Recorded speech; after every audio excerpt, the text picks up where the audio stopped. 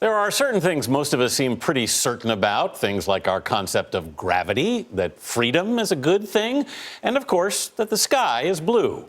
But what if we were wrong? That is the question posed in the title of author Chuck Klosterman's newest book, due out on Tuesday. And yes, that cover that you're looking at is upside down on purpose. Chuck is here to tell us more about the book. Welcome. Hey, great to be here. The book is so interesting because you sort of take the long view on everything, which is what a lot of people think they're very good at doing. How did you come up with this idea?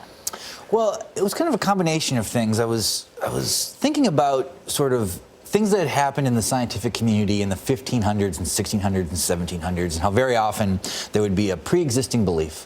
One individual would discover something or introduce an idea, and within one generation, it was almost as if the entire world assumed we had always believed this. And I thought, well, boy, this must be happening all the time. This must be happening now, but of course we can't see it. We can't see it in front of us because we're too much in the moment.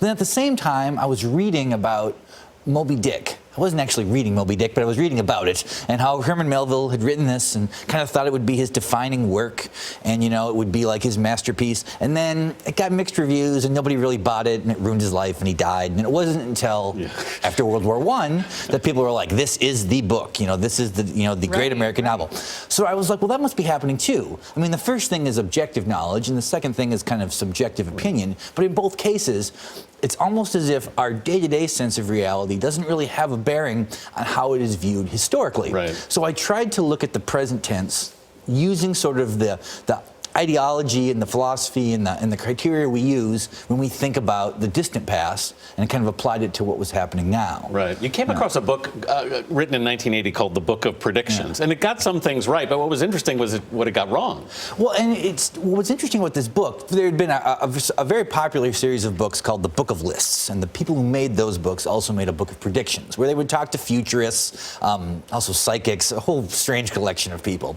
predicting this kind of what the world would be like in the future. And of course they got some things, you know, comically wrong, and they got some things, you know, surprisingly right. But what I found kind of fascinating was the reasons they got things wrong, which always kind of boiled down to the same principle, which is this idea that the way we look at the world is going to be static. Yes. That the way we look at the world now is how future generations will look at this same information.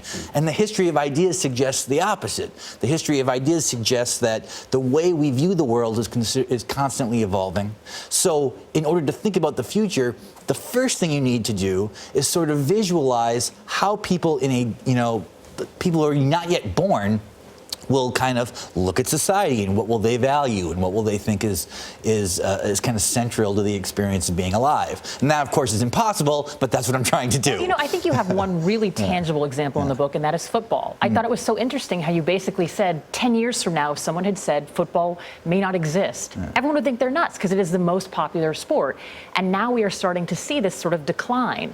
Was that one of the first ones that, in a broad sense, that helped you realize how often this is occurring? Well, the situation with football was, you're right, 10 or 15 years ago, there wasn't really any fear that football would disappear. Suddenly, because of CTE and the rise of concussions and the way that we sort of look at sports now, this has radically changed. And now there's kind of two ingrained positions. One is that football is doomed and it's destined to disappear, or that football is so important to the culture, the game itself will be changed. And I thought, well, there are other possibilities. And one being which that what if the violent nature of football takes on a political meaning for people who think that our society has become too soft and too distant from the physicality of the way we used to live, and football becomes less popular but more important because it symbolizes something to people who miss the way the world used to be. Right. Yeah. You also look at some declining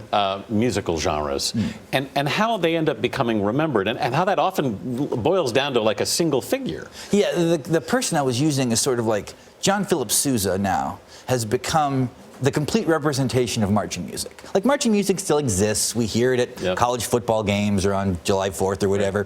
But if you were giving someone a 2-sentence description of what marching music is, you'd probably reference John Philip Sousa as the one composer as a stand-in for all other things. Bob Marley for reggae, for example. Possibly, yes. And it's very easy to imagine that with reggae, that in some distant future, Bob Marley is as famous as reggae itself. But with rock music, which seems to be receding kind of as we speak. It's much more complicated. So I kind of envision this thought experiment of, say, a college classroom in 300 years, where the students are learning about this thing that happened in the late 20th century, this music that sort of reflected the teenage experience and was like really, along with television, the biggest art of this period.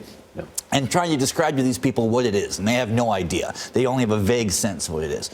And in all likelihood, they would try to use one artist to sort of reflect this. Right. Your choice here is interesting to me. Yeah. Because I would have thought maybe the Beatles, Elvis, but you picked... Well, the Beatles are the obvious choice, right? In a rational world, the Beatles become the definition of rock music. But the world is not rational. So I had to kind of work through all the things that might happen instead.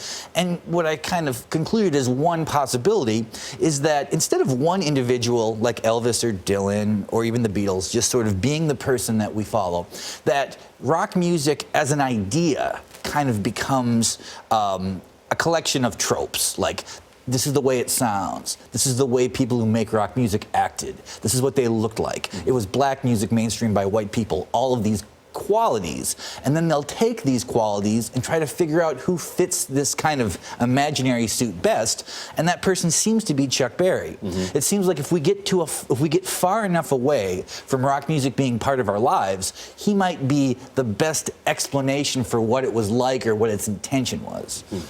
Well, Chuck, thanks for blowing our minds. Well, thanks for having me here. Nice early in the morning.